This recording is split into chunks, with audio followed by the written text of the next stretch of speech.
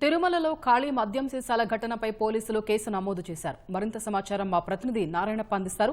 నారాయణప్ప, మద్యం సీసాల ఘటనలో ఎవరి పాత్ర ఉన్నట్లు పోలీసులు గుర్తించారు? స్వప్న, తిరుమలలో కౌస్తుభం అతిథి గృహం వద్ద ఖాళీ మద్యం బాటిల్ సంబంధించి పోలీసులు కేసు నమోదు చేశారు.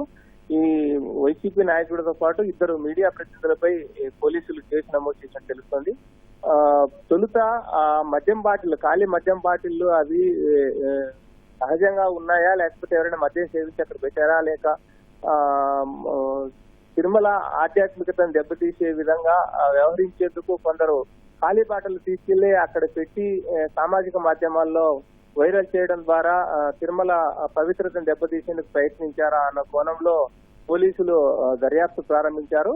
ఖాళీ మద్యం బాటిల్లు వెలుగులోకి వచ్చిన సమయం నుంచి తిరుమలలో ఉన్న అన్ని సీసీ కెమెరాల దృశ్యాలను పరిశీలించిన తర్వాత దీనికి సంబంధించి ఖాళీ మద్యం బాటిల్లు వెలుగు చూసిన ప్రాంతానికి తొలుత ఒక వైసీపీ నాయకుడు వెళ్ళినట్టు పోలీసులు సీసీ కెమెరాల ద్వారా గుర్తించారు. ఆ తర్వాత ఇద్దరు మీడియాకు సంబంధించిన ప్రతినిధులు వెళ్లి ఆ ఖాళీ మద్యం బాటిల్ దృశ్యాలను చిత్రీకరించి సామాజిక మాధ్యమాలలో వైరల్ చేయడం ద్వారా తిరుమల పవిత్రను దెబ్బతీసేందుకు ప్రయత్నించినట్టు పోలీసులు ప్రాథమికంగా గుర్తించారు. ఇందులో భాగంగానే దీనికి సంబంధించి తొలుత ఆ ప్రాంతానికి వెళ్లిన వైసీపీ నాయకుడు, అదేవిధంగా వైసీపీ నాయకుడి సమాచారం ఆధారంగా మద్యం బాటిల్లో వెలుగు చూసిన ప్రాంతానికి వెళ్లి దృశ్యాలు చిత్రీకరించిన ఇద్దరు ప్రతినిధులపై పోలీసులు కేసు నమోదు చేశారు. దీనికి సంబంధించి పూర్తి స్థాయిలో అంటే ఈ కుట్రకోణం ఖాళీ మద్యం బాటిల్ అక్కడ తెచ్చిపెట్టారా, లేక గతంలో ఎప్పుడో ఏళ్ల తరబడి ఏళ్ల క్రితం ఏమైనా ఆ ప్రాంతంలో మద్యం సేవించి పడేసిన బాటిళ్లను